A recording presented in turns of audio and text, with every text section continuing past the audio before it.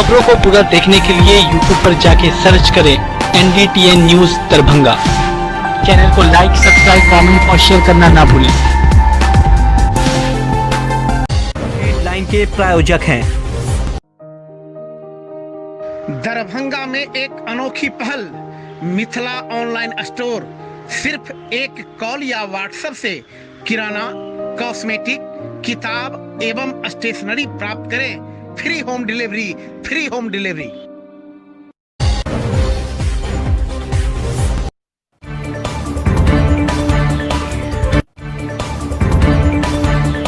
26 जनवरी गणतंत्र दिवस समारोह की तैयारी को लेकर लियासराय अवस्थित नेहरू स्टेडियम में परेड की चल रही है तैयारी।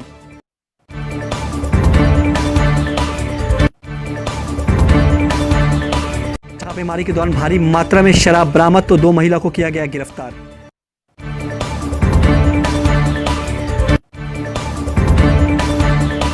लोगों में जागरूकता हेतु 15 जनवरी से लेकर 21 जनवरी तक 7 दिवसीय भूकंप सुरक्षा सप्ताह का आयोजन।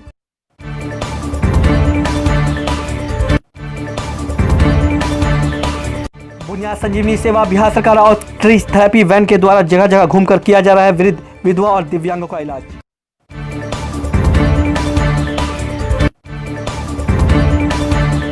मंगलवार को दुनार चौक स्थित सागर फैमिली रेस्टोरेंट में स्वर्गीय राम गोविंद प्रसाद गुप्ता की मनाई गई 25वीं पुण्यतिथि।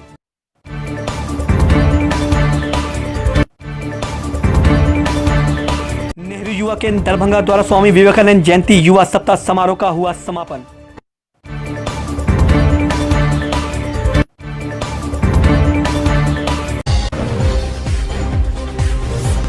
जनवरी गणतंत्र दिवस समारोह की तैयारी को लेकर लियासराय अवस्थित नेहरू स्टेडियम में गणतंत्र दिवस पर होने वाले परेड को लेकर इसकी तैयारी अभी से ही शुरू कर दी गई है और इसी के तहत मंगलवार को गणतंत्र दिवस परेड का रिहर्सल कार्यक्रम का आयोजन किया गया। दर्जनों पुलिसकर्मियों ने इस परेड रिहर्सल में शिरकत किया और इस परेड रिहर्सल में BMP 13 से लेकर बिहार पुलिस और महिला पुलिस से लेकर होमगार्ड तक के कर्मियों ने शिरकत किया। राष्ट्रीय त्यौहार गणतंत्र दिवस की तैयारी को लेकर 18 जनवरी से परेड का रिहर्सल शुरू कर दिया गया है। काफ़ी ठंडी और शीतलहरी के बावजूद पुलिसकर्मियों में मंगलवार की अहले सुबह नेहरू स्टेडियम में परेड रिहर्सल किया।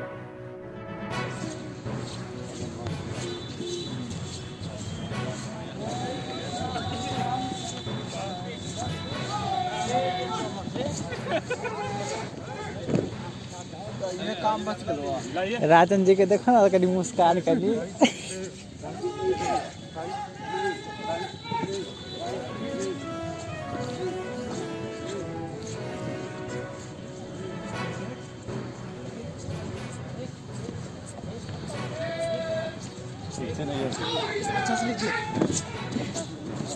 नहीं हो पा रहा है आप लोग है।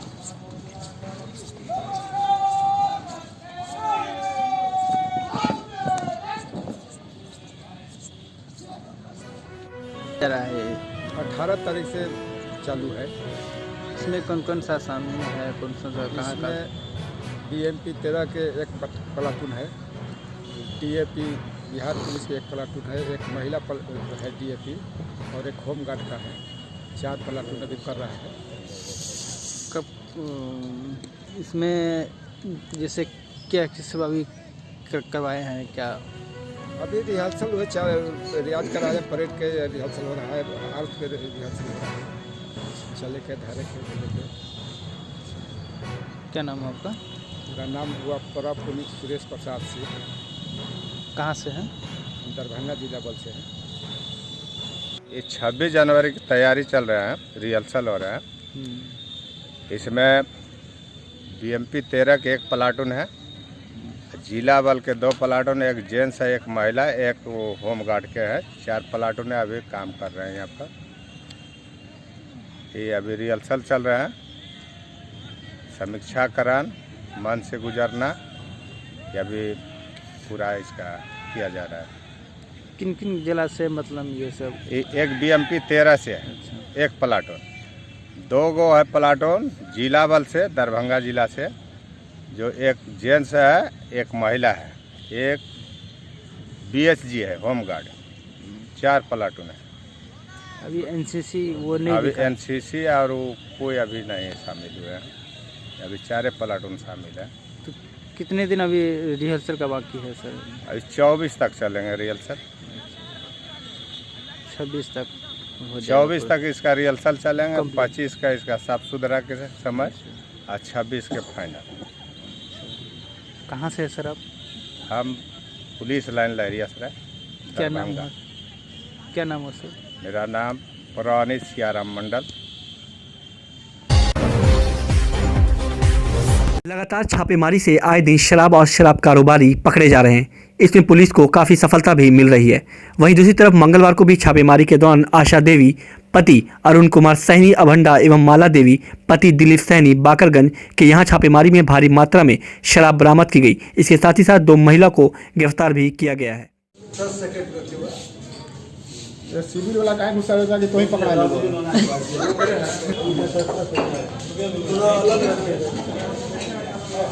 सर अलग था सर, ये वाला घर में है सर, ये वाला इसमें है।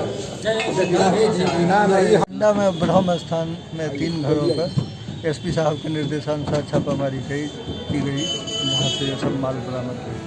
सर इसमें कोई गिरफ्तारी भी हुई है? हाँ, 2 महिलाएं गिरफ्तार हुई। और इसमें और भी सम्मिलित है सर, बताया जा रहा है? हाँ, एक आदमी और राजू सहनी फरार हो गया। राजू सानी। लमसम कितना लीटर शराब बरामद हुई सर टोटल? आप लोगों को वहाँ से जय सर। चलिए तो हम पूरा काउंट किया। टोटल कितना लीटर सर? कहाँ की है अभी तो हम लोग अपने जो समथिंग अंदाज? जाइए ना वहाँ। बिहार राज्य आपदा प्रबंधन प्राधिकरण के निर्देश में जिला प्रशासन दरभंगा और जिला आपदा प्रबंधन प्राधिकरण दरभंगा की ओर से जागरूकता हेतु 15 जनवरी से लेकर 21 जनवरी तक 7 दिवसीय भूकंप सुरक्षा सप्ताह का आयोजन किया गया है। और भूकंप सुरक्षा सप्ताह कार्यक्रम के तहत लोगों को जागरूक करने के उद्देश्य से जगह जगह पर्ची एवं पंपलेट दीवारों पर लगाए गए हैं, ताकि लोग इसे पढ़कर भूकंप के समय किस प्रकार से अपना बचाव कर सकते हैं और भूकंप के बाद और भूकंप से पहले क्या कुछ करें, सारी बातों की जानकारी पंपलेट में दी गई है।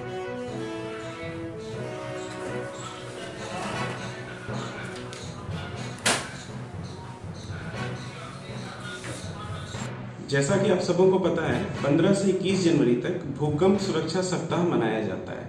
इसके लिए हमें बिहार राज्य आपदा प्रबंधन प्राधिकरण से डिटेल्स में गाइडलाइंस प्राप्त किए हुए हैं।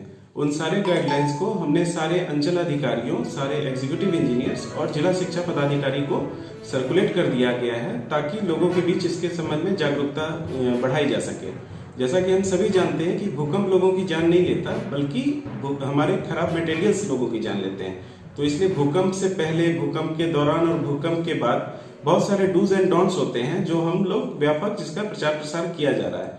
इस संबंध में जिला प्रशासन के द्वारा एक गो टू ऐप वेब पे मीटिंग भी ऑर्गेनाइज की गई थी, जिसमें सारे जो हमारे ब्लॉक लेवल पे आपदा के प्रभारी होते हैं, सीओज, उन्होंने भाग भी लिया था। और उसमें राज्य आपदा प्राधिकरण के द्वारा काफी अच्छी बातें बताई गई थी। इसके अतिरिक्त विद्यालयों और महाविद्यालयों में छात्र छात्राओं के बीच भूकंप और उनसे बचने की सुरक्षा की तैयारियों के लिए जनप्रतिनिधियों के बीच पंचायतों में भूकंप संबंधी जागरूकता का प्रचार प्रसार जिला प्रशासन द्वारा किया जा रहा है। धन्यवाद।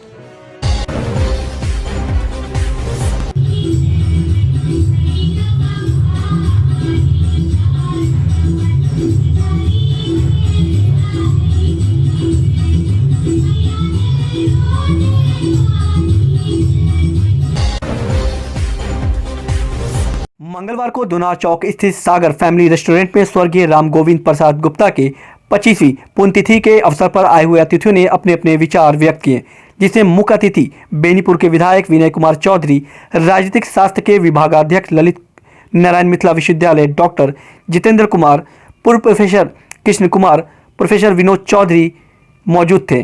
कार्यक्रम का संचालन डॉक्टर ADN सिंह ने किया, जबकि इसकी अध्यक्षता प्रोफेसर कृष्ण कुमार के द्वारा की गई। प्रत्येक वर्ष पुण्यतिथि के अवसर पर उनके पुत्र प्रदीप कुमार गुप्ता एवं प्रमोद कुमार गुप्ता द्वारा इस तरह के कार्यक्रम आयोजित किए जाते हैं। इस कार्यक्रम में शहर के पत्रकार एवं समाज सेवक भी भाग लेते हैं और अपने अपने विचार भी रखते हैं।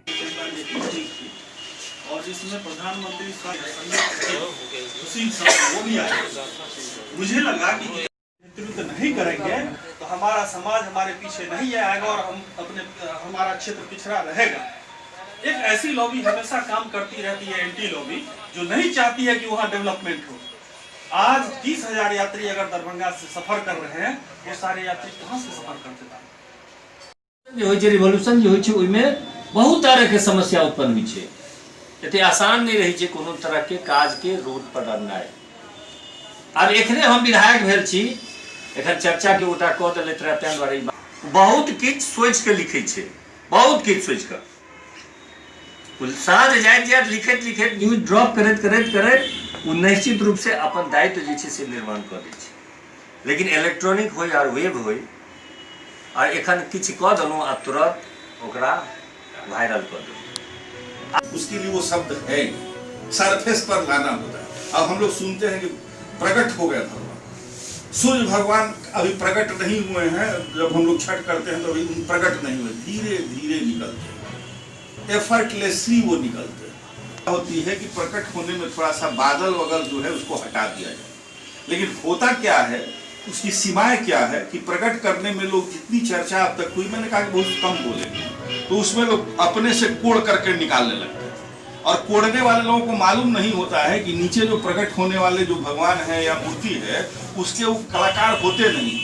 तो कभी हाथ काट देंगे भगवान की। उपाध्याय जी, उनसे मेरा फोन पर ही परिचय था, और जब इलेक्शन जब हो गया था आपका, उसके बाद वो एग्जिट पोल पर विश्लेषण कर रहे थे। वो विश्लेषण अंतिम रहा, उस कैबिनेट निर्णय तक उसी तरह का चला। एक यहाँ से एक दिल्ली से हुआ। अतीत के व्याख्याता हैं हम। जब न्यूज़ कोई पढ़ते हैं सामान्य तो सोचते हैं इसका पीछे क्या हुआ हमको मालूम नहीं होता, आप बताते हैं। आप वर्तमान की कहानी है, जो घटना घटती है वो आप लिखते हैं, और आप भविष्य के निर्माता भी। 3 दायित्व आपके पास है। सिर्फ जो घटना घटित हुई कहानी लिख दिया आपकी मुक्ति हो गई, ऐसा नहीं है। और जब ये 3 बात अपने ध्यान में रखकर आप कोई लेखन करेंगे तो आप अपने उत्तरदायित्व का पालन पूरा करेंगे, और समाज आपसे ही अपेक्षा करता है। अभी जो हमारे वक्ता वो किनारे होता जाएगा, आपकी खबर पर बाजार नहीं हावी होगा। बाजार के लिए अलग विंग है, वो देख रहा है, वो सारी चीजें होंगी। तो शुरू में ही मैं आया तो सर बोल रहे थे।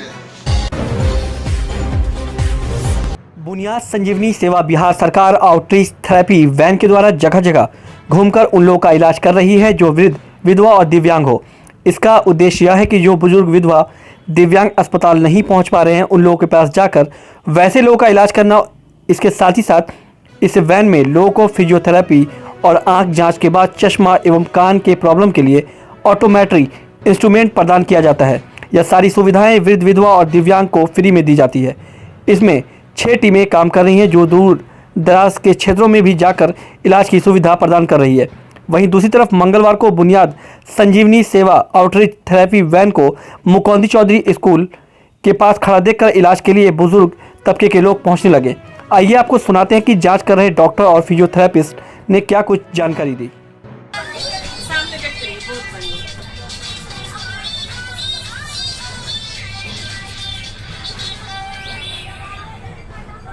बुनियाद संजीवनी सेवा बस है।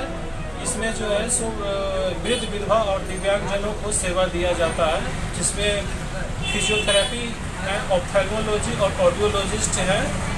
जैसे फिजियोथेरेपी में किन्हीं का कमर में दर्द है, घुटने में दर्द है, फालिस मार्क है, पैरालिसिस है, सर्वाइकल है, तो इस सब का इलाज फिजियोथेरेपी द्वारा होता है। आँखों के या जाँच के लिए ऑप्थेल्मोलॉजिस्ट हैं, वो आँख जाँच करते हैं और उनको चश्मा भी फ्री में मुहैया कराया जाता है। जिनको कान में प्रॉब्लम होता है उनको ऑटोमेट्री इंस्ट्रूमेंट भी जो है सो फ्री में दिया जाता है। ये बुनियाद केंद्र बहादुरपुर ब्लॉक कैंपस में है, वहाँ जो समाज कल्याण विभाग द्वारा संचालित है। ये कितनी, इस रूट में कितनी ये जो निकाले बस निकाले हैं या जो भी आपका है, ये कहाँ ये क्या रूट क्या है इसका रूट प्लान बनता है हम लोग के बुनियाद केंद्र पे, और उस रूट प्लान के अनुसार जो है इसको अलग अलग गाँव दूरस्थ एरिया में इनका सेवा दिया जाता है। कितनी टीमें काम कर रही हैं?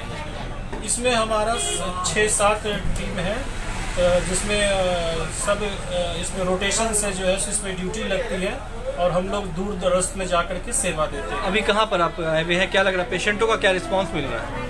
यहाँ पेशेंट का लाभार्थी है, लाभार्थी का अच्छा रिस्पांस है। जिनको कमर में दर्द है उनको सेक लगता है, फिजियोथेरेपी होता है, जिससे उनको बहुत फ़ायदा होता है, दर्द में आराम मिलता है।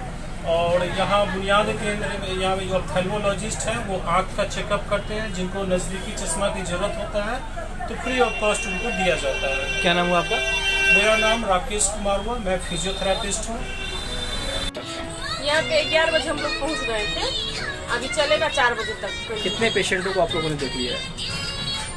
अभी तक तो 20 देखे हैं, 10-15 भी और बाकी है देखने के लिए। क्या लग रहा है ज़्यादातर क्या केस, किस तरह के केस आ रहे हैं सामने? ज़्यादातर आँख का ही लगभग आता है। बुजुर्ग हो गए हैं तो घुटना पैर में दर्द आता है सबको, तो बुजुर्ग के लिए तो वही है और आँख के लिए दिक्कत है, तो ज़्यादातर कैटरेक्ट पेशेंट आते हैं। उद्देश्य क्या है इस शिविर का? उद्देश्य है इस गाड़ी का उद्देश्य है कि वृद्ध जो है, दिव्यांग जो है और जो विडो है उन लोग को कहीं जाने की सुविधा नहीं मिलती है। वृद्ध जो है वो जा नहीं पाते हैं कहीं पे, उसी के लिए लेके आते हैं कि अगर कोई घुटना में दर्द हो जाए, आँख जांच नहीं करा पाते और उनको परेशानी है तो हम लोग उसके लिए सोचते हैं। ग्रामीण क्षेत्रों के लिए क्या अभी तक हुआ है? हाँ, हर ब्लॉक में जाते हैं, हर पंचायत में जाते हैं, हर गाँव में जाते हैं। अभी क्या उज्ज्वल दृष्टि योजना के तहत अभी चश्मा आया है, जो नियर है अभी 50 के एज के आदमी को हम लोग देना शुरू कर दिए हैं। जिनको नियर विजन का दिक्कत होता है, जिसको नजदीक में पढ़ने ऊपर पेपर पर पढ़ने में दिक्कत होता है, उनके लिए हम लोग चश्मा प्रोवाइड कर देते हैं। क्या नाम हुआ आपका? मुन्नी कुमार। मंगलवार को नेहरू युवा केंद्र दरभंगा द्वारा स्वामी विवेकानंद जयंती युवा सप्ताह समापन समारोह कार्यक्रम का आयोजन ललित नारायण मिथिला विश्वविद्यालय के पीजी समाजशास्त्र विभाग में किया गया। कार्यक्रम का उद्घाटन संयुक्त रूप से दीप प्रज्वलित कर अपने अध्यक्षीय संबोधन में प्रोफेसर गोपी रमन सिंह ने कहा कि यह बात बहुत ही सौभाग्य की बात है कि नेहरू युवा केंद्र दरभंगा द्वारा इस प्रकार का युवाओं को लाभान्वित करने वाले कार्यक्रम के हेतु इस जगह का चयन किया गया। उन्होंने कहा कि जिस प्रकार बहती हुई नदी की धारा निर्मल और स्वस्थ रहती है, उसी प्रकार युवाओं के जीवन में इसी प्रकार की रचनात्मक क्रियाएं लगातार होते रहने से एक स्वच्छ और स्वस्थ मनुष्य का निर्माण होता है।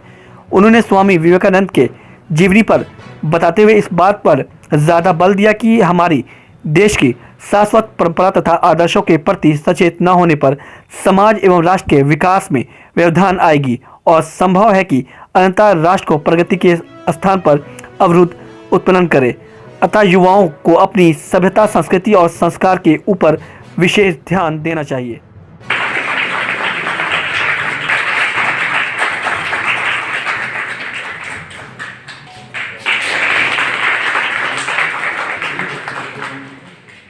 उन्होंने विश्व धर्म संसद में जब प्रवेश किया तो वहां के विदेशी नागरिकों ने कहा ये भारत का फकीर आया है, ये क्या बोलेगा क्या नहीं बोलेगा, लेकिन भारत का वो प्रतिनिधित्व कर रहा था, इसलिए उसको बोलने का मौका दिया गया और उन्हें मात्र 2 मिनट का समय दिया गया और स्वामी जी ने 2 मिनट के समय में वो अपने समय सीमा के तहत अपना जो संबोधन किया वो पूरे संसद को जो हो रहा था वहाँ शिकागो में सबका मन मोह लिया।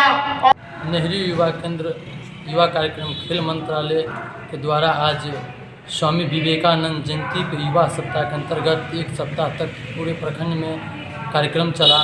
इसका समापन समारोह आज मिथिला विश्वविद्यालय के समाजशास्त्र विभाग में आयोजित किया गया है। आज के कार्यक्रम का उद्देश्य है युवाओं में प्रेरणा। स्वामी विवेकानंद जी का जो था युवा के विषय पे, युवा के विचारों पे आज यहाँ में अतिथि लोग युवाओं के प्रेरणा आगे बढ़ने के लिए बताएंगे।